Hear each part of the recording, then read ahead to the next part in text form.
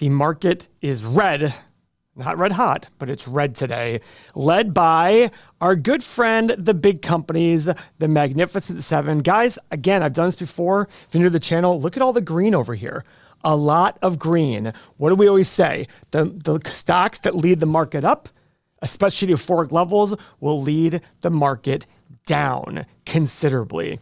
I talk about Bitcoin. Bitcoin is a tech play. I ran a correlation in Excel day to day going back to 2014 on Bitcoin and QQQ.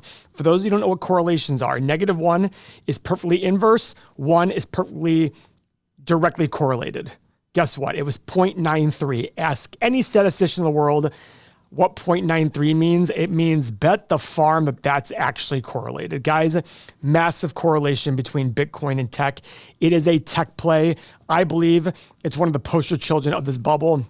We're seeing big names like NVIDIA falling 6% today. Well, it was one of the hottest names for a while.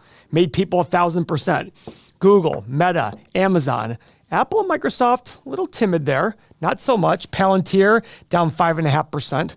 So a lot of big action happening. But here's the biggest one. Here's something crazy that I put on Twitter. Let me show you. Guys, I'm on Twitter. I'm active. I actually posted a lot today. Follow me at EMPaulG. I want you guys to see this. This was posted today on Market Watch. ARK, the last decade, the biggest destroyer of wealth in the last 10 years, beating number 2 by over double. Now, what's the lesson to be learned here? Well, I wrote on Twitter, guys, in early February of 2021, we were criticizing ARK. At that time, look what this is the chart of ARK going back to February of 2021 and the 4 years beforehand. They were up 513%. This is what I want you guys to see. I have no problem coming out and seeing something like this and going, there's no process there. She has junk stocks. I remember the comments on our main channel. You're an idiot. She's got a hedge fund, which she doesn't. You're nobody. You're on YouTube. Fair enough. But I will say, just because somebody has a lot of money doesn't make them smart, right? I'm the first one to say that. And we criticized her process. This has been her process since. Guys, the stocks down since are down exactly 60% since then. We don't believe in her process. Her process is purely based on story. Purely 100% based on story. And in our principle-driven investing, the fourth tenet, probably the most important one, a great story can become a bad investment if you pay the wrong price. Cathie Wood at ARK Investment loves to overpay for shit. I don't necessarily mean that the companies she's buying are shit companies. They're not. There's a lot of great companies out there, including Tesla, companies that make real cash flow. The problem is a lot of these companies are diluting their investors, which Cathie Wood has no idea what that means. They are barely making money. In fact, I think last year we did an analysis. The top 20 stocks she had, 17 were unprofitable. 17. Now, I think it's a lot different now, but she jumps in and out of investments. Just yesterday on the 24/7 channel, we talked about her projected price target of $2,600 on Tesla in the next 5 years. I can go ahead and say, because she said that, it is an absolute almost guarantee it will not happen. Bring on the hate, guys, because I can't wait for 4 years from now. I'm going to go back in the comments and go, this aged well, this aged well, this aged well. And guess what, guys? I've made my mistakes. My mistakes were not investing mistakes. They were speculative mistakes. Lesson effing learned. I'm not immune to mistakes, but I've always said to people, all the YouTubers out there, I said, guys, let's go head to head for 10 years on investing challenge. Not a single one has taken me up on it for a reason. Now, it's not meant to say, I don't know if I'd beat them. They could very well beat me. But all I'm saying is I've got a proven before 2020 track record. Yes, since then I've been out of stocks for a large chunk of it, about half the time. Great criticism of me. But again, I have 1,000 apartments. I have business upstairs. But I have a proven process that works. I don't know if it's going to work in 1 month or 1 year. And the point of this post here was to sit there and say, guys, everybody criticized my comments on Cathie Wood because of the recency bias back in February 2021. Paul, look at how much she's up. She's a ton of money, all that stuff. And we're like, no, go back to our main channel and look at those videos. I was literally sitting there saying, this stuff is garbage. She's not buying good companies. No shock there what happened to us. No shock there to us what happened, I mean. And I'm looking at this saying, now, 4 years is a long time. Is it long enough? I don't know. Hell, the correct response here should be, Paul, wait a second. Your recency bias is saying she's down 60%. Could she be buying value? That's exactly what I'd be saying if I were you. I would absolutely be saying that. I'd be saying, well, wait a second, Paul. You can't criticize previous 4 years and say, hey, she has junk. I get it. And I fully acknowledge that. But I look at her top 7 holdings, Tesla, Coinbase, Roku, Roblox, Robinhood, Shopify, some great companies in there. Are they overvalued though? That's the problem. That is the main issue. A great company can be a bad investment if you pay the wrong price. Cisco, Intel. I love pulling these companies up from history. And the reason being is Cisco and Intel were the Tesla and NVIDIA back in 2000. Let's look at this max chart. This is Cisco back in 2000. Look at that. Has never hit that high. And guess what, guys? For those of you who are wondering, oh yeah, well the company's shit now compared to back then.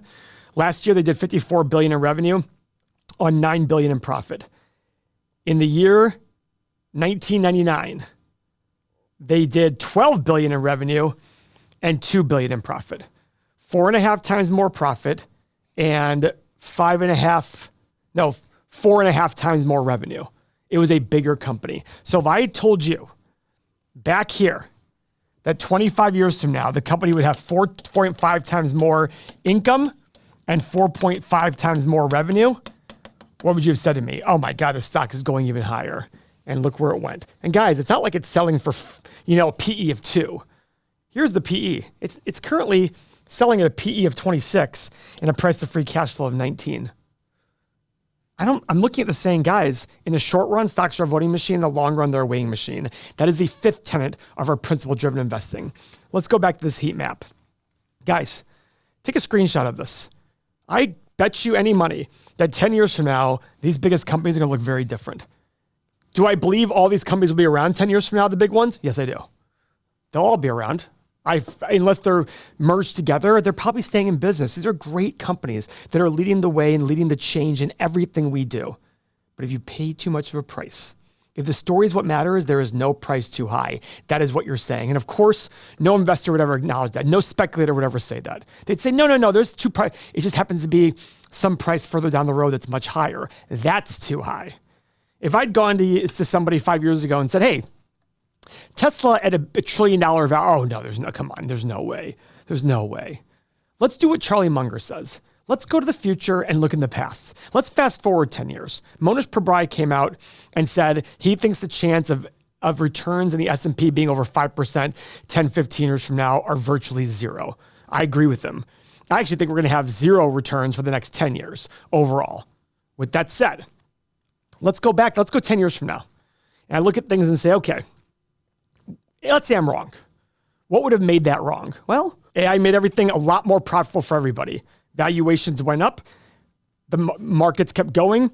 Interest rates went to zero. All these things that justified higher price. Okay, is that possible? Sure. But we're not here to talk about possibilities. We're here to make bets on probabilities. What is probable to happen? Now, let's fast forward 10 years from now, and markets went nowhere.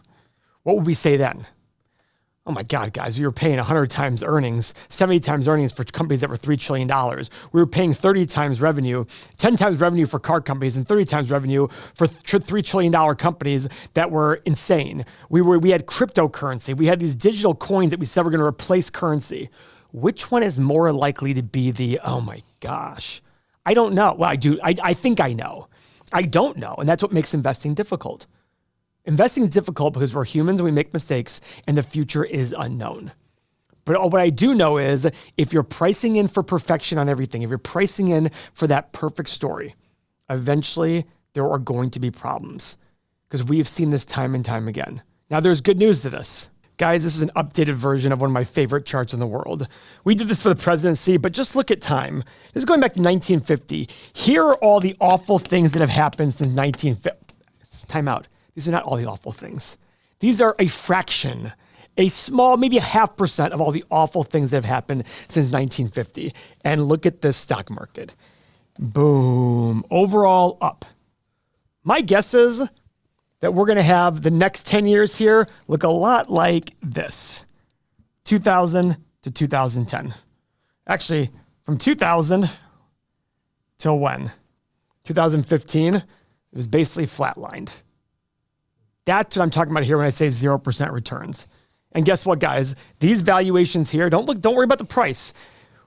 This hit a peak of 55% overvalued based on the stock market GDP. After falling a little bit this year, we're still 100% overvalued based on the historical metric. And I know there's going to be people out there that say, well, Paul, GDP is earnings. One companies make money internationally. Poop. Don't care. Just look at the GNP versus GDP. It's a very small number. And if you look at the 10-year cyclically adjusted PE, which doesn't care where the money was made, it's even worse, like 105% overvalued. Guys, we're not going to have a good 5 or 10 years, but it doesn't mean you should stop. Because guess what? If you invested here in QQQ before it fell 80%, went all the way down, and until now, you'd have made a 14.2% return per year. Even if QQQ falls by 50% today, you're still over 10%. That's why you don't stop. You get yourself in the habit of dollar cost averaging. But please be ready for some choppy markets for the next 5 or 10 years. It is going to happen in all likelihood. Why? Because the more you pay for something, the less your return is going to be. This phone is worth $1,000. If I pay $10,000 for it, I'm going to lose a lot of money. If I pay $1 for it, I'm going to make a fuckload of money. That's what's key here. If you don't understand that, nothing in this world I'm going to do is going to save you. You've got to understand that concept. Same phone, great story, wrong price, it's terrible. Right price, it's great as an investment. That's what's key to understand. So back to Cathie Wood. Guys, she's had a rough go at it. I give her credit. She's still on TV. Her fees have plummeted. She had $28 billion in assets under management, give or take, at her peak. She's at like $5.5 billion right now. That's a huge drop. Because guys, it's not just stocks falling. This is people withdrawing money. And the reason she destroyed so much wealth is because most people invested at the very top. Because all that publicity got into her. Her $28 billion, she was charging 0.75% fees. She was collecting $210 million a year in fees. She's now collecting $45 million in fees. She's taking a hit, and I give her credit. She's still out there plugging away. But I've said before, she will end up retiring before the end of this bear market. It will wipe her fund out. And she'll say, I'm going to spend time with family. I've done everything I want to accomplish, blah, blah, blah, blah, blah. And to be clear, that $45 million in fees does not go to her. She's got to pay her staff. She has her funds. I don't know how much goes to her. I'm sure she makes a good buck. And she has said majority of her wealth is in ARK funds. So she's putting her money where her mouth is. So I give her credit for that. That does take a lot of guts to do that, especially when you have a terrible process. There's going to be rough times ahead. I really encourage you to subscribe to this channel. I really encourage you to subscribe to our other channel. If you want to be around like-minded investors with the right tools to make better decisions, if you're trying to learn how to fish, join our community, everythingmoney.com/sign up. Click the link in the description below. We have a great trial running, but here's the key, and this is so important. You cannot join if you're just looking to freeload off other people's ideas. We're here to teach a process. If you're looking for somebody to hand you out stocks to buy, we are not the channel for you. We're here to teach a process. The way you apply that process is up to you. If you don't agree with me, I'm fine with that. There's going to be plenty of people that don't agree with me. I've made mistakes. However, ironically, I'm still willing to watch my decisions, the 28 stocks I own over the next 10 years versus the NASDAQ versus the Magnificent Seven. In fact, we have a video on the main channel where I picked my own Magnificent Seven, and we're going to compare it for year after year after year to see how it goes. Thank you for your time.